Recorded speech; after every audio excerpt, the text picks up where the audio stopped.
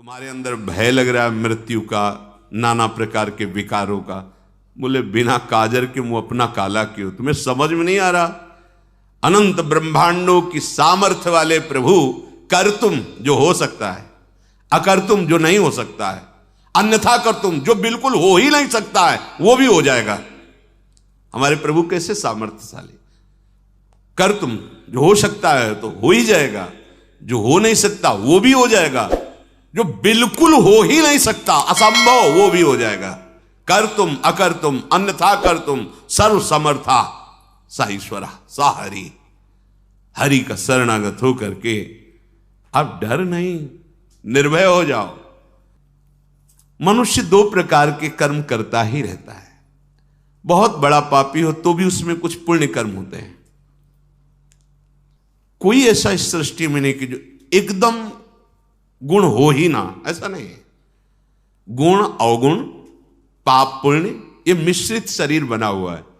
अगर कोई संभाल ले गया और कुमति को नष्ट कर लिया तो फिर सुमति हो, फिर मोक्ष पदवी प्राप्त हो जाती है, फिर वो पाप पुण्य दोनों से ऊपर उठ जाता है। नहीं तो प्रायः देखा जाता है बड़े से बड़े गुणवान में भी कोई दोष होता है और बड़े से बड़े दोषी में कोई गुण होता है। ये गुण दोष में सृष्टि की रचना है। जड़ चेतन गुण दोष में विश्व कीन करतार, संत हंस गुण गाहे पे परिहरि वार विकार। तो महाराज एस्मिन धनवान ना चरंती ही केचित तथा धर्मान केचिदिहा चरंती धर्म पापेन प्रतिहन्यते स्वी दुताहो धर्म प्रतिहंति पापम। हे सनत सुजात जी, ऐसा हमने सुना है कि कुछ लोग धर्माचरण तो बहुत करते हैं पर साथ में पापाचरण भी करते हैं। तो क्या धर्माचरण से पापाचरण नष्ट हो जाता है? सनत सुजात जी ने कहा उभयमेव तत्रोपयुज्यते फलम धर्मस्यै वेतरस्य च। धर्म और अधर्म अर्थात पाप और पुण्य, इसके दो मार्ग हैं। अगर आप पाप कर रहे हैं तो अलग हिसाब है और पुण्य कर रहे हैं तो उसका अलग हिसाब है। आपके बहुत अधिक पाप हो गए हैं, नाम मात्र के पुण्य हैं, तो पहले नरक जाना होगा आपको। अगर आपके बहुत पुण्य हो गए हैं तो पहले आपको स्वर्ग जाना होगा, वहां पुण्य भोग करना होगा। कुछ जो पुण्य और पाप बनते फिर शरीर की रचना होकर मृत्यु लोक में आता है। ऐसा नहीं है। तस्मिन स्थितो वाप्युभयम ही नित्यम ज्ञानेन विद्वान प्रतिहंति सिद्धम तथान्यथा पुण्य मुपैति देहि तथागतम पाप मुपैति सिद्धम तस्मात् शास्त्रम प्रमाणम। ऐसे नहीं कि आप मनमानी बोल दो आपकी बात मानी जाएगी, शास्त्र में प्रमाणित होनी चाहिए। श्री सनत सुजात जी कह रहे हैं कि पुण्य के द्वारा पाप को नष्ट नहीं किया जा सकता, उसका अलग विभाग है, उसका अलग आपको फल मिलेगा। हां, एक उपाय है जिससे नष्ट किया जा सकता है, वो है भगवान का भजन। ये त्रिगुणात्मिका माया से विलग है। ये त्रिगुणातीत है, जैसे राधा राधा राधा राधा। ये त्रिगुणात्मिका माया के द्वारा रचित कर्मों में नहीं है। भगवान का नाम, भगवान का रूप, भगवान की लीला, भगवान का धाम, ये त्रिगुणातीत है। ये गुणमयी माया के अंतर्गत नहीं है, ये मायातीत है। इसी मायातीत नाम के बल से हम माया पर विजय प्राप्त करते हैं। जो विद्वान ये बात समझ जाता है ज्ञान के द्वारा कि एकमात्र परमात्मा की शरण, परमात्मा का भजन ध्यान ही तुम्हारे पाप और पुण्य दोनों का नाश करके परम सुख, परम आह्लाद, परम पद प्रदान करेगा, यह शास्त्रों में प्रसिद्ध बात है। सनत सुजात जी कहते हैं अगर ऐसी बात नहीं मानता तो वो देहाभिमानी मनुष्य पुण्य और पाप दोनों का क्रमशः फल भोगता ही रहेगा। जब से सृष्टि रची गई तब से आज तक चल रहा है यही पाप पुण्य का क्रम। इस प्रकार पुण्य बढ़ा तो स्वर्ग, पाप बढ़ा तो नरक। स्वर्ग और नरक दोनों अस्थिर हैं, ये अविनाशी नहीं है, ये स्थिर नहीं है, ये स्थिर पद नहीं है।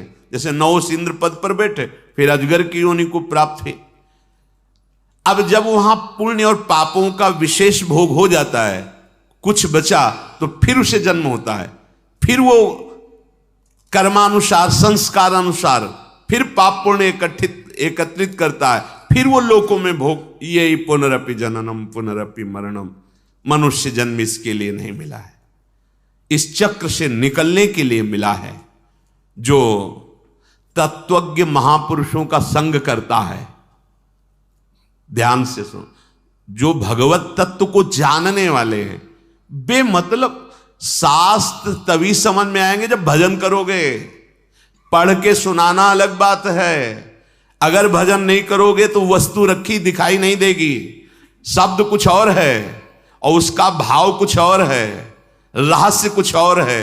वो बात तभी समझ में आएगी जब भजन हो रहा है। भजन और सत्य धर्म के बिना आप हमारे शास्त्रों के आंतरिक भाव को नहीं समझ सकते।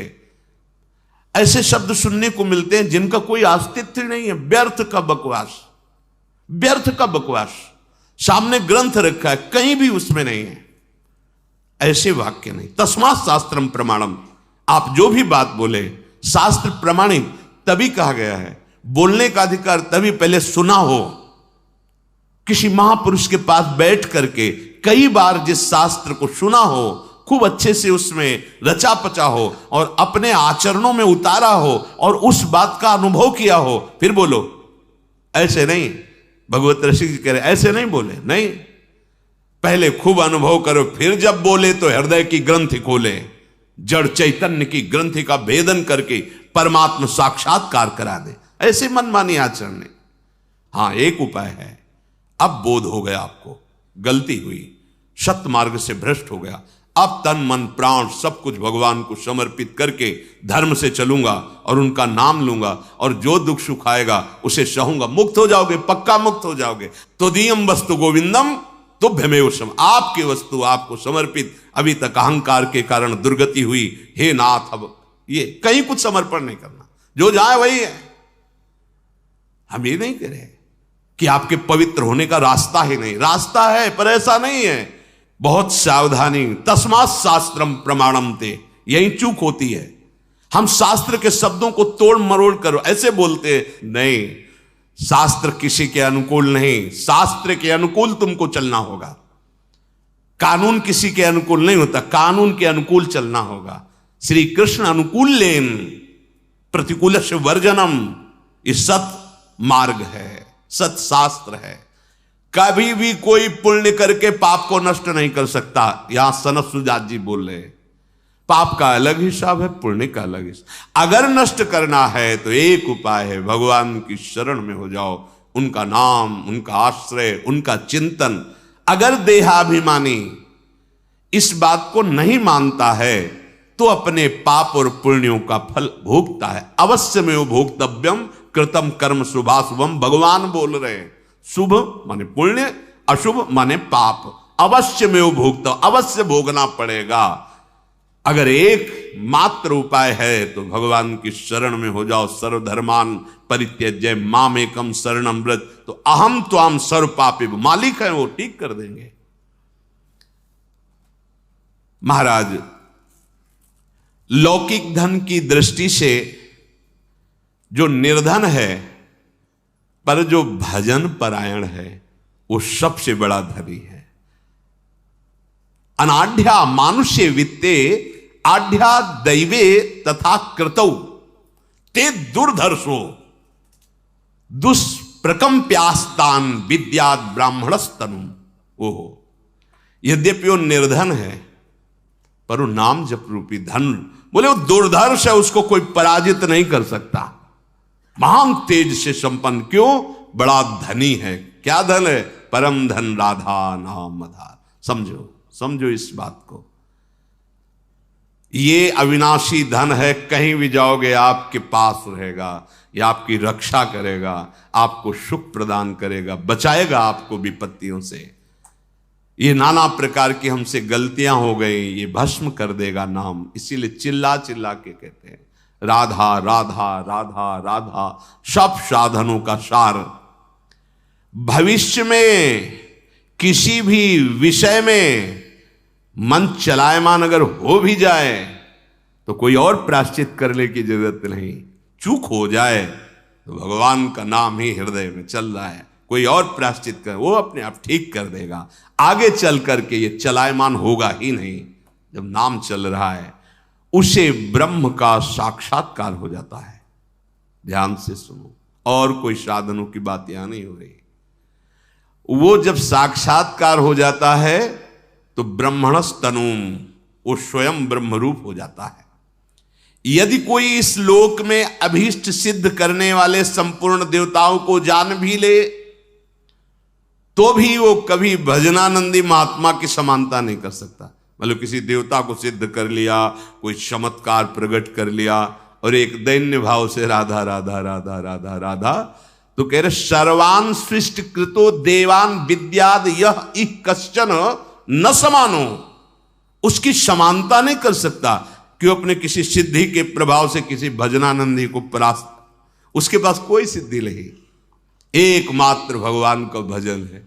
वो सत्संग में सुनाया है कि एक बार एक कोई तंत्र विद्या के द्वारा एक प्रदर्शन नगर में जाके कर रहे थे, शालिग्राम भगवान विराज ऐसे ऐसे करते, तो वैसे ही शालिग्राम भगवान नाचते जैसे वो चुटकी करते ऐसे।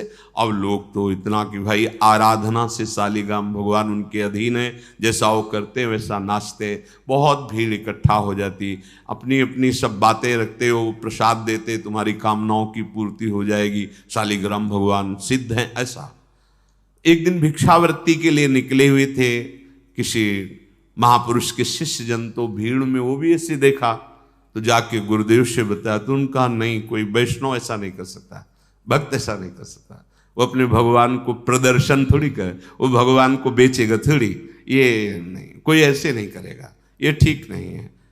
तो उनका महाराज हजारों लोग प्रभावित हो रहे हैं, आप चलो। तो बोले हम चलेंगे तो सब नाटक उनका बंद हो जाएगा। तो बोले प्रभु इसलिए चलना चाहिए कि हजारों भोले भाले भक्त जन हैं, उनकी फिर भावनाएं ठीक जगह नहीं लगेंगी तो उनका कल्याण नहीं होगा, इसलिए आप तो प्रार्थना की, चले गए। अब वो शिष्यों ने कहा आप दिखाइए शालिग्राम भगवान को जो आप ऐसे, वो तो उनको हस्त सिद्ध आए, वो चुटकी बजाते, चुटकी भी बजती रही ना, शालिग्राम जी उठे ना कुछ। और शिष्य, अब गुरु जी नहीं, वो केवल खड़े हैं। शिष्य कह रहे और कुछ आपके पास तंत्र हो और कोई जादू तमाशा दिखाओ। वो बार बार गुरु जी की तरफ बोले ये व्यक्ति आ गया इसीलिए है इसमें कुछ ऐसा। तो सब वहाँ के नगर के लोगों ने कहा तो महाभागवत है, हमारे गांव के पास कुटिया में रहते, तो बड़े भजनानंदी संत हैं। तो अंदर उसे बहुत गुस्सा हुई, बोले आप लोग चले जाइए। तब वो बोले भैया जिनको आप नचाकर चंद रुपए प्राप्त कर रहे हो, यदि इनकी आराधना कर लो तो परम पद मिल जाए। अगर इनका चरणामृत उतार कर पान करो, नाम जप करो, इनको श्रृंगार करो, आरती करो तो तुम्हें भगवत प्राप्ति हो जाए, लक्ष्मीपति मिल जाए। ये चंद रुपए के लिए क्यों नाटक करते हो? अब तो बड़ा उपहास हो गया उसका। अब वो अपनी कुटिया को गए और उसने तत्काल तंत्र का प्रयोग किया। मारण कहते, मारण तंत्र। मूठ एक खप्पर जैसी ज्वाला प्रकट की और वो निश्चित जैसे रक्त प्रवाह गुदा द्वार से हो जाना, उल्टियां होना, और जितना समय दिया गया है मंत्र में उतने समय तक जीवित रहेगा। अगर वो सिद्ध है मारण तो निश्चित मर जाएगा। प्रभाव होता है, मंत्रों का अलग अलग प्रभाव होता है। और समझ गए थे कुछ करेगा, क्योंकि उसका स्वरूप देखा था तो रोष में आ गया था। तो कुटिया में बैठे थे, बस बैठकर भगवान नाम इसमें सामने देखा हो ज्वालामयी कृत्य आ रही है। शिष्य लोग का नहीं, शांत रहो, सब कुटिया के अंदर हो जाओ। जो आई तो दरवाजे में खड़ी हुई, तो उनका कोई भी मंत्र हो या मंत्र अधिष्ठात देवता हो, मेरी दृष्टि में तो सब भगवान हैं, आप जानते हो।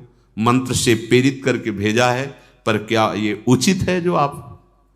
वो तुरंत वापस हो गई कृत्या, और उसी के वो रक्त प्रवाह सब शुरू हो गया। और वो चिल्लाए कि किसी तरह उन महात्मा से कह दो मुझे क्षमा कर दे।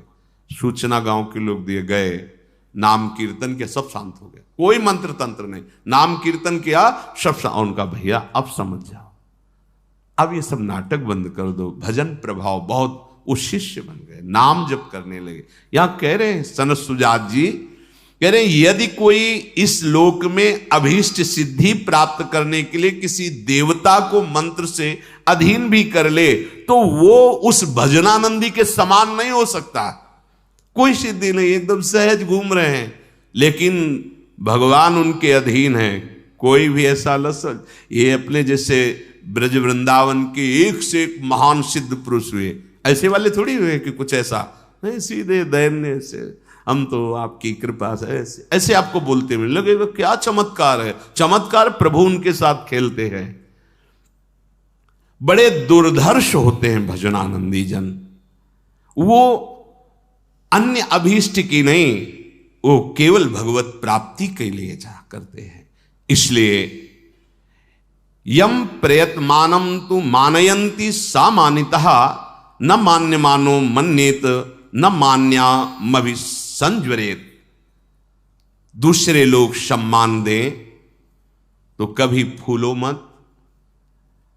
अगर कोई सम्माननीय पुरुष आ जाता है तो भूलो मत, उसको सम्मान दो।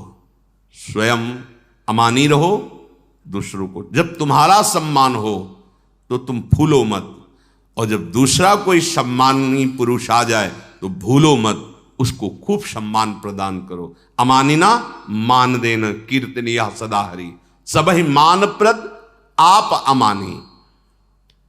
जो अन्य जनों के द्वारा आदर पाकर सम्मान पाकर गर्व नहीं करता, वही इस ब्रह्म ज्ञानमयी ब्रह्म विद्या को प्राप्त करता है, जो आत्मविद्या है, जिससे सारे पाप पुण्य नष्ट हो जाते, मुक्त हो जाता है। धृतराष्ट्र जी महाराज बोले कि भगवान मुझे बहुत सुख मिल रहा है आपकी वाणी से। हमारे हृदय में एक प्रश्न आ रहा है कि ऋचो यजुंसि यो वेद सामवेदम च वेद यह पापानि कुर्वन् पापेन लिप्यते किम न लिप्यते। जैसे किसी को ऋग्वेद यजुर्वेद सामवेद अथर्ववेद सब कंठस्थ है, वो सब जानता है, पर वो पाप कर्म करता है, तो क्या कोई पाप कर्म उसको लिप्त नहीं होगा? क्योंकि वेदों का ज्ञाता है, चारों वेद कंठस्थ किए, तो उसके प्रभाव से क्या वो पाप कर्म उसे दंड नहीं देगा? सनत सुजात जी ने कहा नैनम समान निचो वापी न यजून से विचक्षणम त्रायन्ते कर्मणः पापान नते मिथ्या ब्रवीम्यहम्।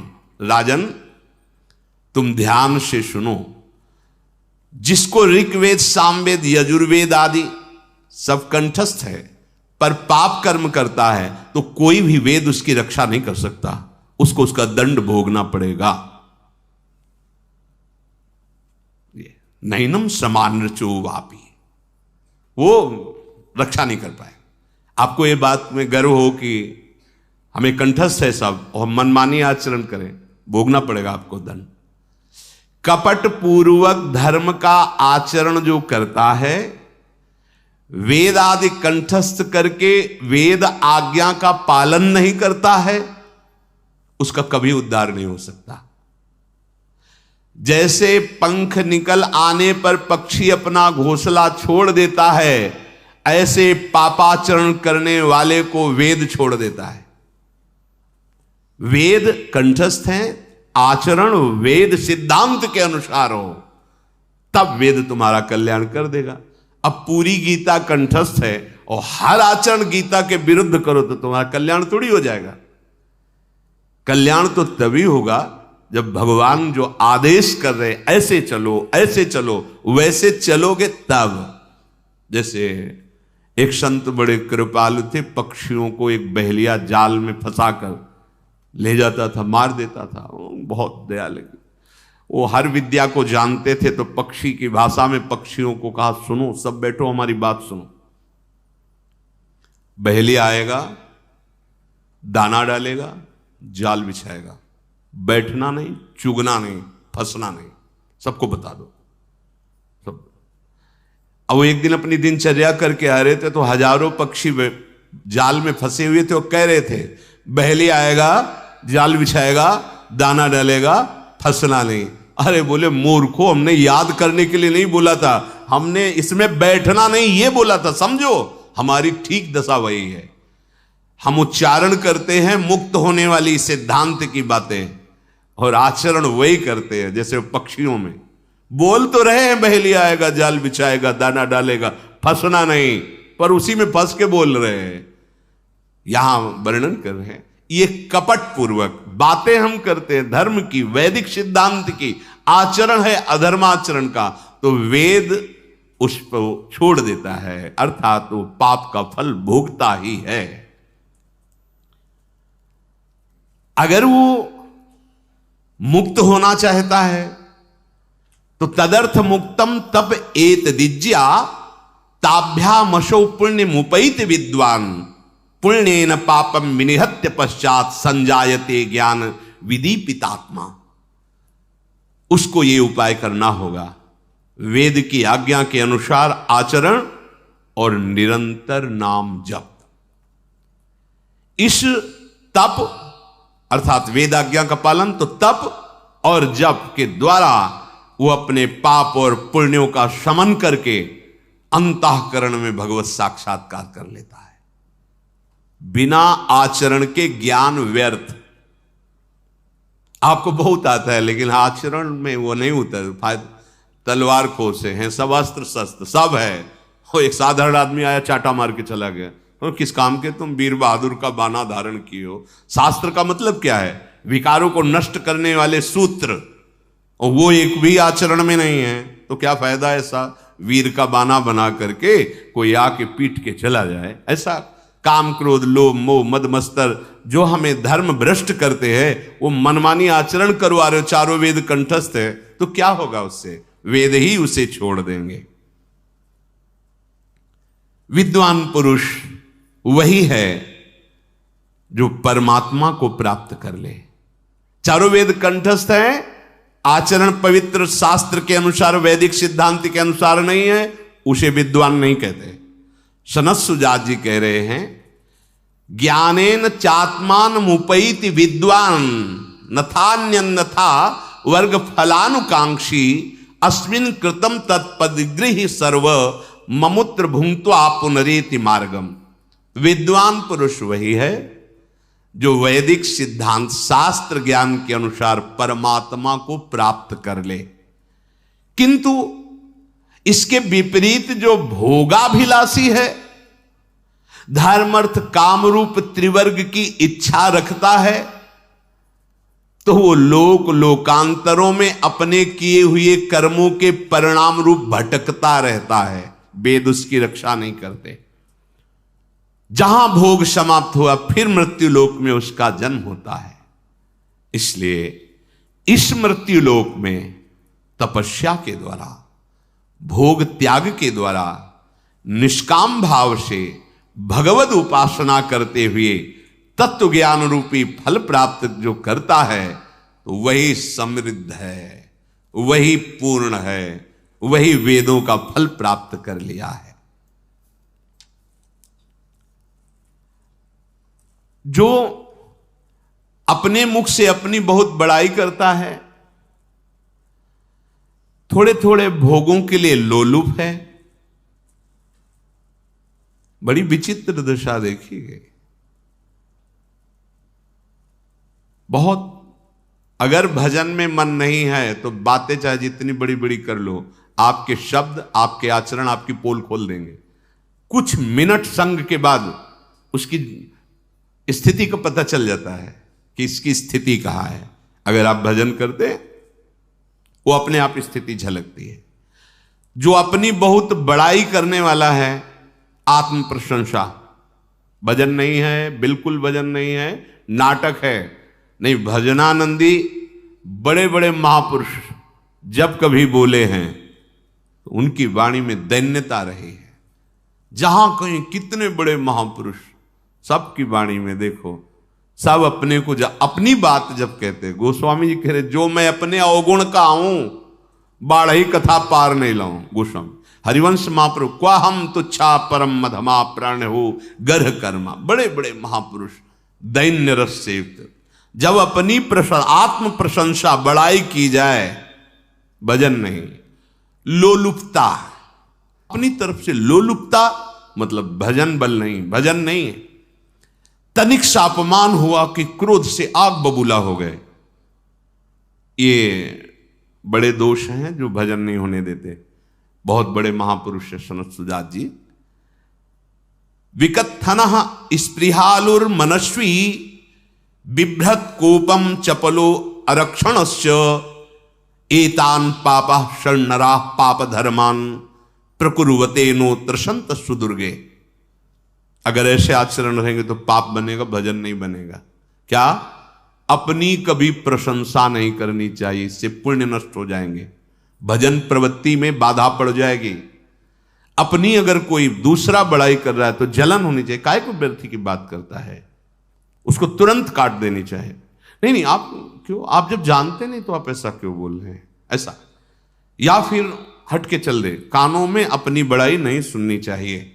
अगर सुनते हैं तो आपके भजन मार्ग में बाधा आ जाए। और आपको अपनी बड़ाई तो करनी ही नहीं है। और वास्तविक क्यों अपनी बड़ाई, क्या अपनी बड़ाई है? मेरे गुरु जी कृपा न करें, हरिजू कृपा न करें, प्रियाजू कृपा न करें तो पता चल जाए हमारी स्थिति क्या है। उन्हीं की कृपा से नाम जप हो रहा है, उन्हीं की कृपा से धाम वास हो रहा है, उन्हीं की कृपा से परमार्थ में चल रहे हैं। ये तो कृपा से चल रहे हैं। हमें केवल व्यर्थ का अगर ये अभिमान हो जाए कि तो पता चल जाए भी क्या प्रभाव है।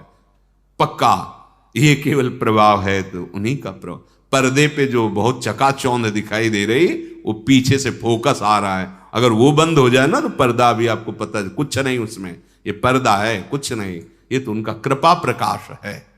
आत्म प्रशंसा भजन करने वाले, धर्म से चलने वाले उपासक को कभी नहीं करनी चाहिए। अपनी बड़ाई अगर कोई कर रहा है तो निषेध कर देनी चाहिए या उठ के चल देना चाहिए।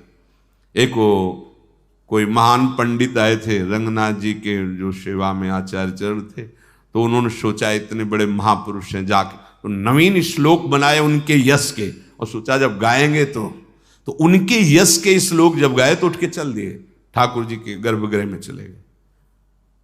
तो बड़ा बुरा लगा पंडित को, वो आशा से आए थे। तो दूसरे दिन वो जब रंगनाथ जी की विनय कर रहे थे दैन्य भरी, तो उन्होंने संस्कृत से कहा ये ऐसा ही है जो मैं प्रभु अधम हूं, पतित हूं, मूढ़ हूं, नाथ कृपा करो। तो संस्कृत से बोले ये ऐसा ही है। तो तुरंत रंगनाथ जी का जो अत्यंत कीमती हार था वो उतारा और उन पंडित जी को दिया। पंडित जी सोचा जब प्रशंसा की थी तो हेरे भी नहीं थे, और निंदा की तो हार। और प्रभु से वो क्या कह रहे, प्रभु अभी तक तो हम ही प्रार्थना करते थे कि मैं नीच हूं, अधम। आज देखो एक विद्वान ब्राह्मण बोला कि अधम है, नीच है, ऐसा ही है, अब तो करुणा कर दो, अब तो गवाही भी हो गई ना। ये दैन्य होता है भजनानंदियों के हृदय में। प्रशंसा की तो उठ के चले गए, और जब निंदा की तो उतार के हार दे दिया प्रभु का कि तुम गवाही हो कि मैं नीच हूं, अधम हूं, मूढ़ हूं, हे नाथ अब तो करुणा कर दो, ऐसा हृदय। आत्म प्रशंसा, लोलुपता, तनिक सा अपमान हुआ कि क्रोध से आग बबूला हो जाना, निरंतर क्रोध भरी दृष्टि, वचन, चेष्टा। अगर कोई आश्रित है तो उसको न देकर अच्छे अच्छे पदार्थ स्वयं पाना, अच्छे अच्छे उपभोग करना, आश्रित जनों के प्रति ध्यान न देना, ये जिसके अंदर दोष होते हैं वो पापाचरण में फंस जाता है, भजन नहीं होता है। इसलिए उपासक इन दोषों से बचकर एकमात्र परम मंगल का उपाय जो आपको पाप पुण्य रूपी दलदल से बचा लेगा वो भगवान नाम, भगवद आश्रय। जैसे भी बने चूकना नहीं, नाम रूपी कमाई लेके ही यहां से जाना है, वही साथ चलेगा। जितना कुछ सब कुछ है, वाहिक में नहीं फंसना। जा आज तुम्हें जय हो वाह, कल दूसरी गली में खड़े होंगे वाह जय, फिर तो तुम्हारा डिप्रेशन हो जाएगा कि हमें प्रणाम करते थे वाह। ये ऐसे हैं जिसे स्वीकार किया फिर कभी छोड़ा नहीं। इन्हीं का आश्रय, इन्हीं का भरोसा, इन्हीं का निरंतर स्मरण। श्री राधा वल्लभ लाल।